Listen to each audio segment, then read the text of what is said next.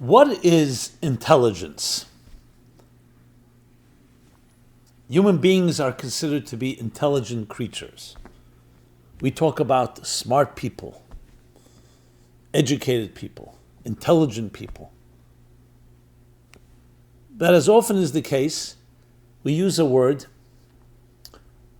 without really defining the axioms, the assumptions. What does that word really mean?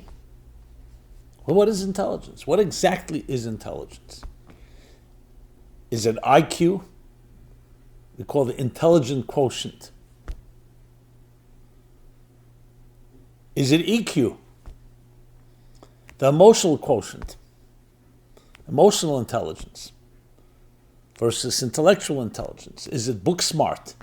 Is it street smart? Common sense? You have geniuses that are brilliant, but something is lacking. And is intelligence really about how powerful your mind is? Is that really intelligence? Or is there something more to it? Please join me. This vital discussion, because it affects each one of us and all of us. It affects our academia, our universities, our minds, how we're educated.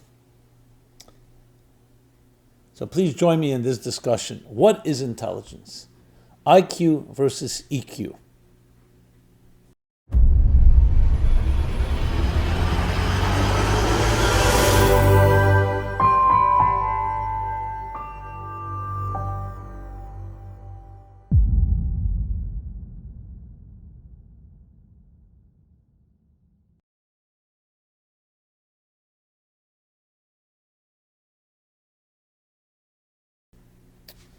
Hi, this is Simon Jacobson, and we will be speaking about what is intelligence, IQ versus EQ.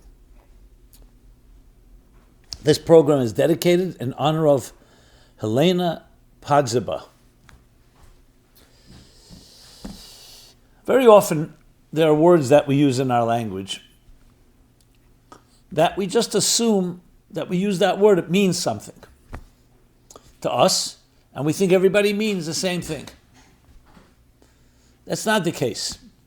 I mean, you see this in every legal document. They always begin with the terms. What are the terms we're using to make sure that there's no disagreement on the terms? Because you can use a word and you mean one thing and I mean something else.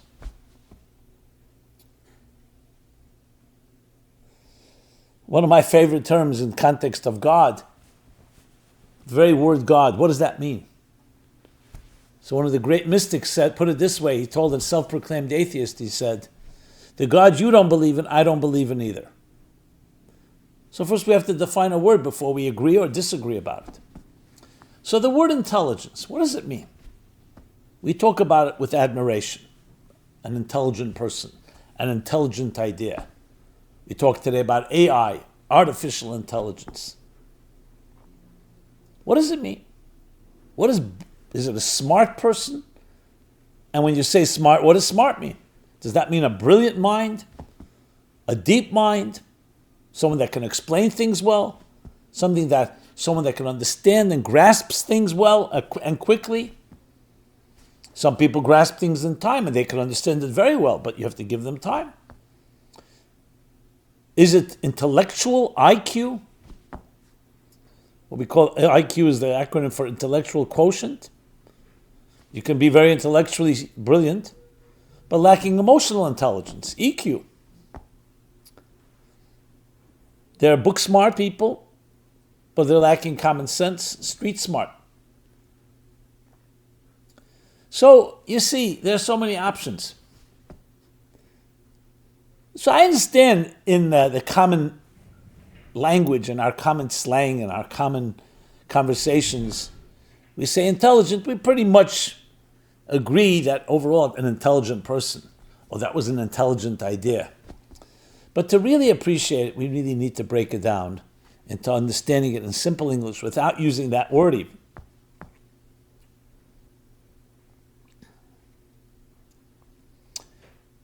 A good conundrum, an intelligent conundrum maybe, is intelligence intelligent?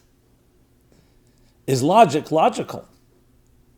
We know that every idea has to have axioms, has to have givens. Are the axioms themselves provable? Well, the famous mathematician Gödel showed that even though mathematics was considered the absolute science, everything provable, that no, some assumptions and givens are not, you can't prove.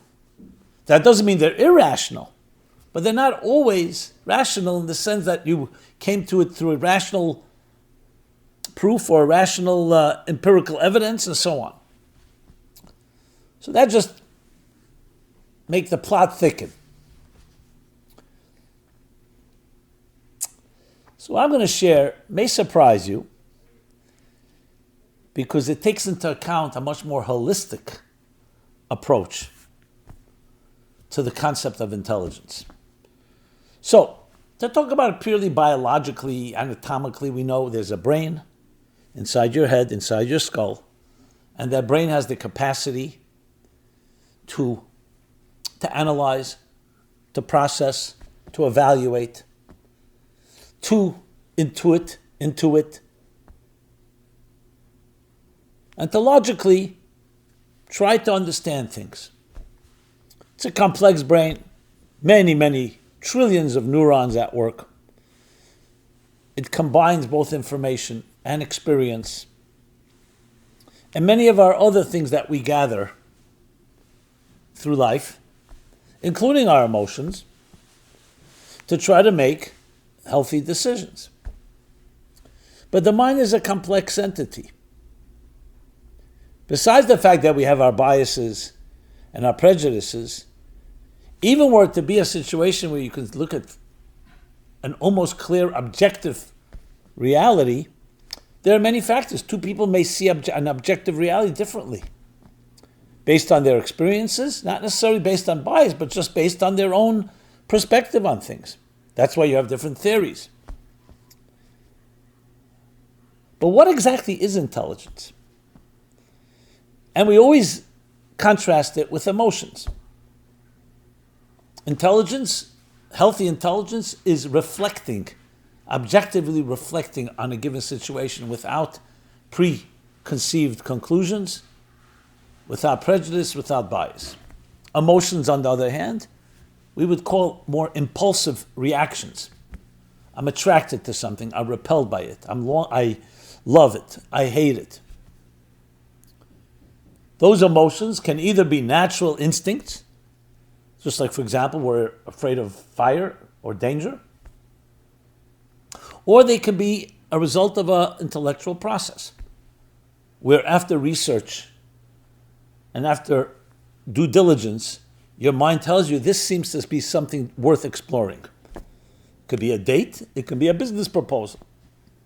And then your emotions can get more involved to seeing whether the mind can tell you this is very good, but you can decide it's not for me. It's good on paper.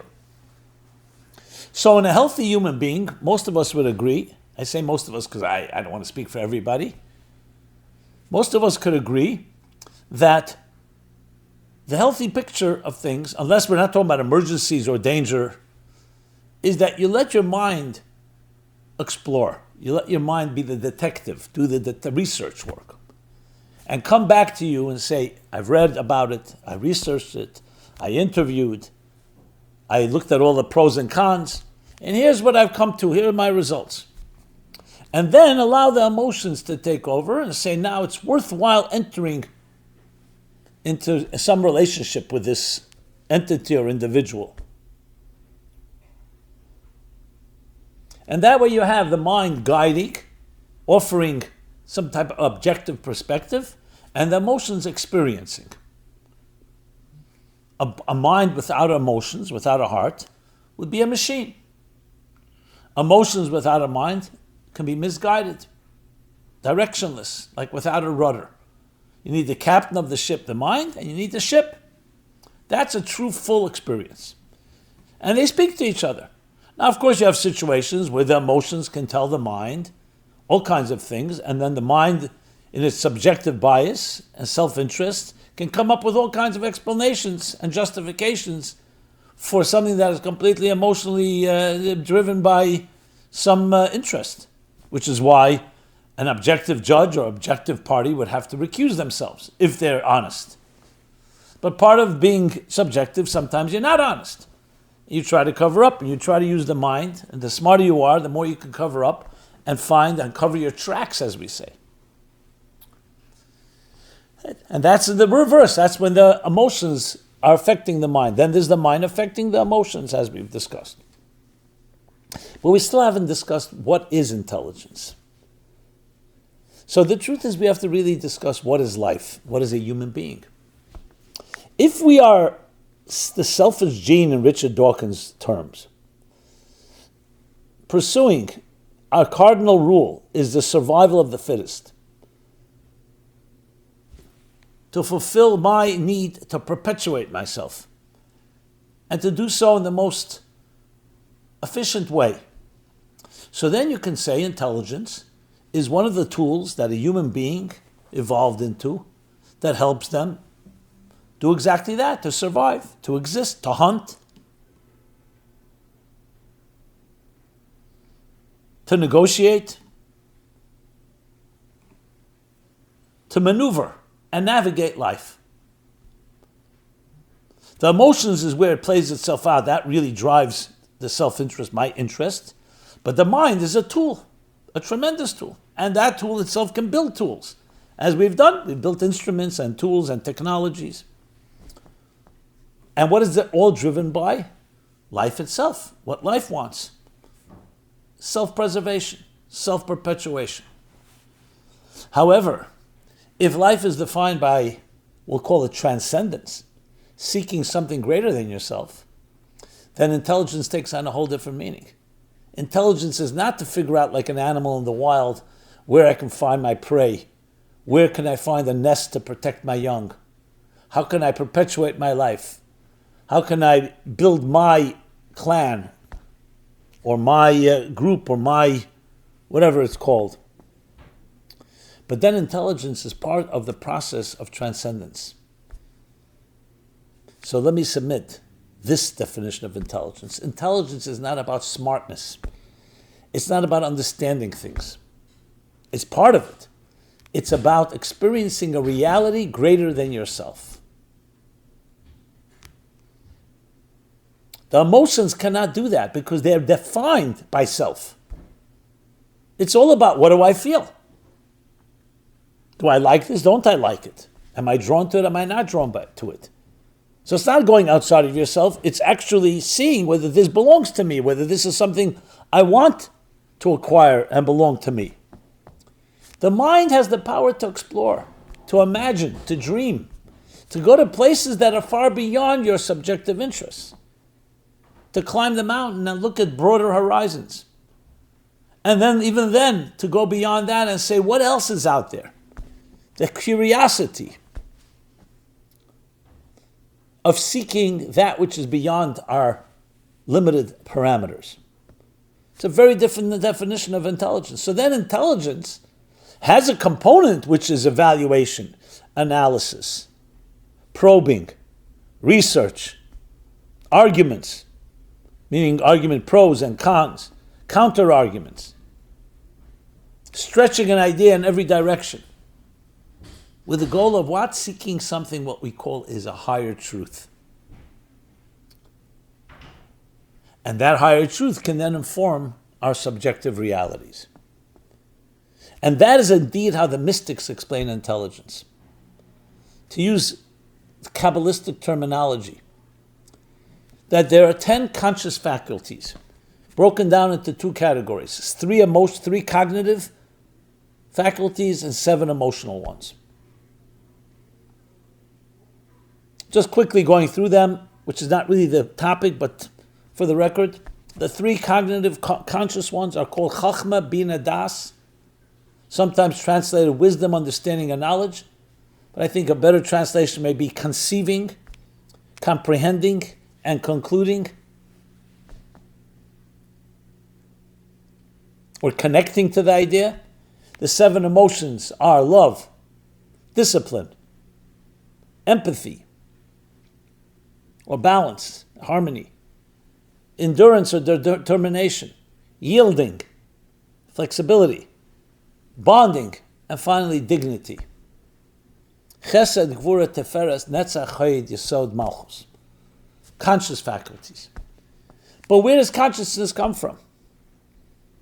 A while back I had a several multi-part series, How Consciousness is Born.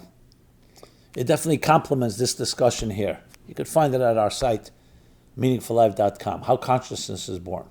So how consciousness, indeed, how is it born? Where does that chachma, where does that spark of an idea, the conception, that first flash come from? Some call it the collective unconscious, some call it the subconscious. I call it the superconscious.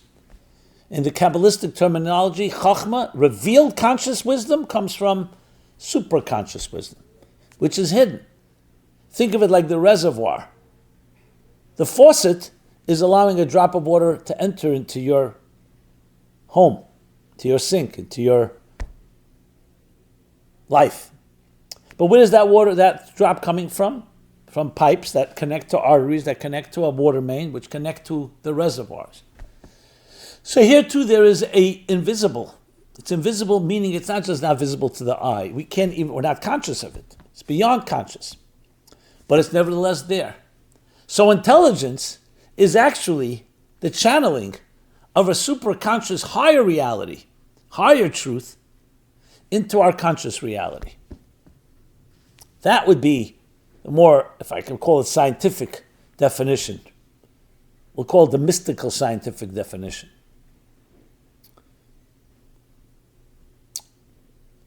So when you say someone has a lot of brain power, someone is smart, so they may be very good at analytics, at the cerebral part of it, perhaps good at breaking down a subject in many details, asking the right questions, understanding which data is relevant and which is not, listening to all the pros and cons and arguments, crystallizing the concept. But what is ultimately happening, it's all a process of drawing from a higher reality, a higher superconscious reality, which is called, in the Hebrew, the Chachmas Tima of the world of Keser, the crown, is sometimes the name used for it.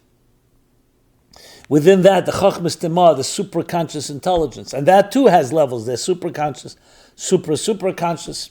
That I discussed in that previous series I mentioned. All leading into the conscious. So it's about experiencing a higher reality. And therefore, objectivity is not just important not to make mistakes or not to forge and distort intentionally or not intentionally the conclusions to serve your interest. It's much deeper than that. It's to actually experience a true higher reality. In other words, it's not that I understand it, it's that the idea is being channeled inside of me. That higher truth is not me understanding it, it's me absorbing it. So the me is moved aside. This is about a higher reality manifesting within yourself. And that's why I would say this is just a distortion based on, I guess, societal interests, where we overrate the mind and think, oh, if somebody is an excellent chess player, that means they're the smartest person on earth. Or a genius in another area. They're a genius in their area that they are strong in, but they could be lacking so much about experiencing something higher than themselves. That's why EQ is just as important, if not more important, than IQ. Because you can be smart on paper, but not smart with another person. You could say all the right things, but offend everyone around you. A relationship with another person is not just saying unfiltered truths, it's knowing how to say it. We're not talking about distorting or lying or deceiving, but how to say it in a sensitive way. Is empathy not a form of intelligence? So you see a far more holistic and broader picture, all based on the fact we're not separating and breaking down the anatomy of the brain versus the heart, the mind versus emotions. It's all part of an experience of something greater, and the mind can take you there because of its natural objective nature, where it's detached initially from any foregone conclusions, that it can explore independently. It's like taking an independent auditor and check it out. Come back to me with results. I don't want you to have any interest involved. I don't want you to have any vested interest. That's how you experience a higher reality. If not, it'll always be an experience of yourself, just an extension of yourself and your interests. So then the mind becomes an instrument, a tool of transcendence. And a tremendous tool. Because emotions can experience transcendence, but they cannot do the exploration because they, by definition, have a vested interest. That's an emotion. That's what an emotion is about. So it's actually a fascinating journey or experience from the ultra transcendent into the immanent, from the superconscious into the conscious, first in the conscious mind, then into the conscious emotions, that defines the ultimate and most beautiful, powerful, and I would even say eternal experiences in life. So loving another, is a combination of all of that. A healthy love for another, not a crush, not an infatuation, not an instant gratification, momentary rush. A sustainable, long-term love is very transcendent. You're going outside of yourself and loving another person. But how do you know whom to love? That's why you need the mind. The mind has to explore, check things out, personality, look for red flags, skeletons.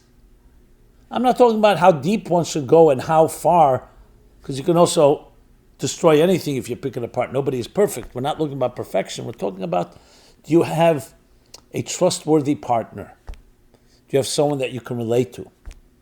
This is far more than just pure raw emotions. It's also far more than just pure intelligence. It's a combination. So the ultimate goal is the transcendence, getting something, experiencing a reality higher than ourselves. The tools go through the conscious cognitive and the conscious emotions as they speak to each other.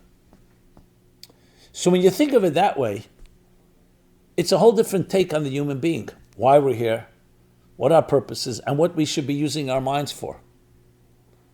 Most people you ask, you go to school, education, hopefully get a good education, get yourself into a good university, college, and then find study something that will give you a good profession, that will make good money.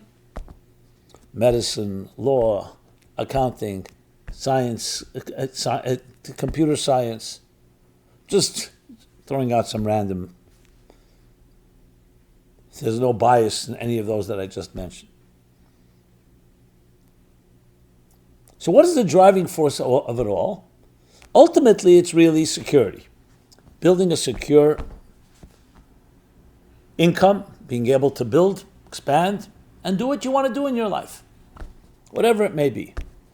Hopefully including building a family. The intelligent part of it is I need to study. I can't be a doctor without studying medicine. I can't be an attorney without studying law. Same thing with technology and all the other schools of thought.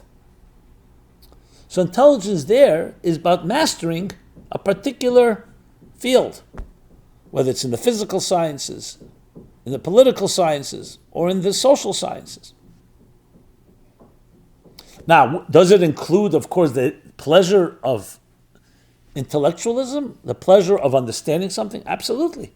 Solving a problem, especially a problem others haven't solved. Understanding something thoroughly. Being able to help people in that process. But you see, none of this is driven initially by purely transcendence of a higher experience beyond yourself. Push comes to shove, some people will say that's the case. That's really what it's about. But that's where I would begin. It's all about experiencing something greater than yourself, which includes serving and helping other people. It could be through medicine or through a law, through other means. And then intelligence is a tool of that. It's not just understanding the field that you're learning. But we're not dismissing here understanding, comprehending. We're not dismissing the conscious capacity of conceiving, developing, and coming to proper conclusions of a particular idea. Just as we're not negating the importance of the emotional dimension. It's just putting it into a bigger context. that we're seeking something greater than ourselves, and we want to make that part of our lives. The mystics put it to integrate transcendence with immanence, and ultimately to integrate a third dimension that's beyond transcendent and immanent, and therefore you can create a seamless fusion of both. Purpose of life.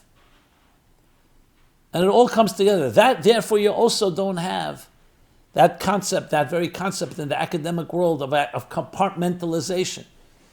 Some say it's an urban legend, but they say in the name of Bertrand Russell, the philosopher.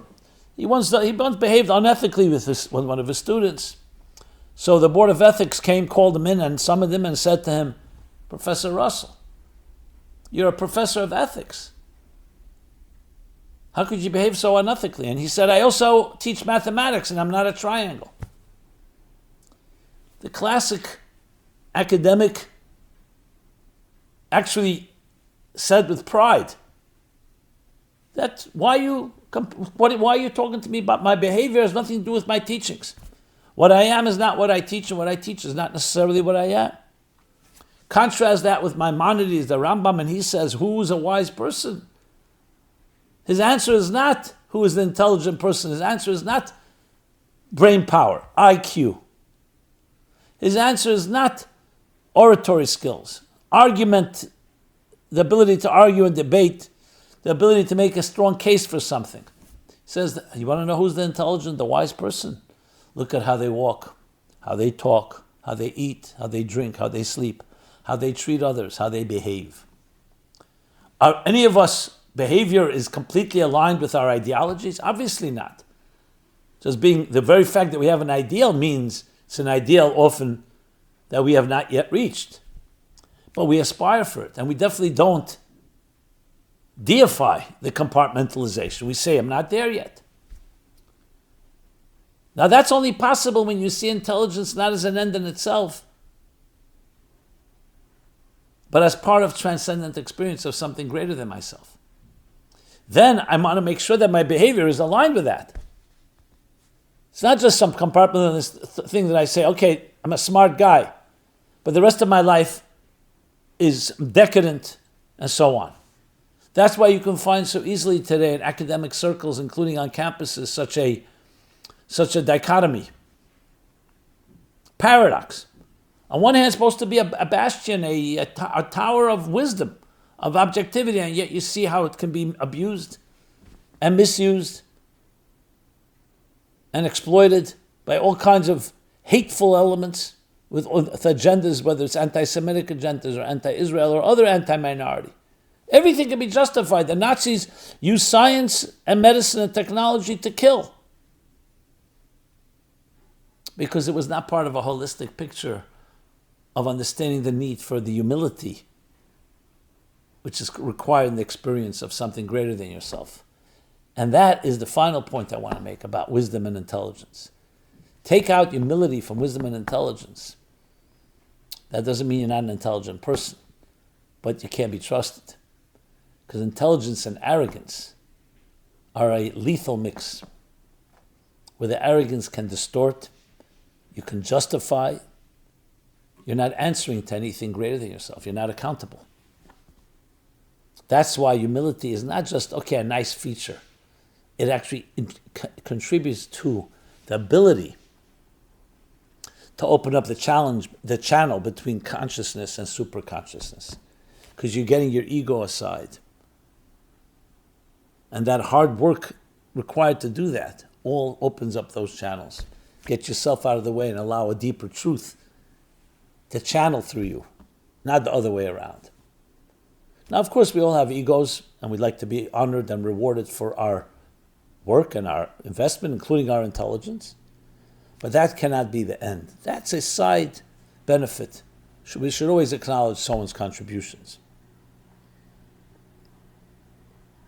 It's about experiencing something beyond ourselves and then bringing it into the conscious intelligence and emotions of our lives. Now, some of this may sound very abstract, but it really comes down to and impacts even events in the world today. If we could get people who are fighting with each other at war at the table and discuss this in a civil way. And even here, disagreements, but all done with civility, with kindness, with sensitivity, would we not have a better world? So I would submit that science and intelligence itself and philosophy, that has been hijacked. It's been hijacked by egos. Actually can contribute to more problems than solve.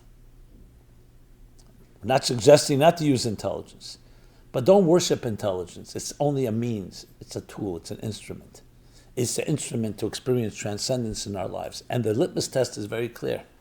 Does it create more coexistence? Does it create more tolerance? Does it create more harmony? More synergy and cross-pollination of discovering the harmony within diversity? Absolutely is my response.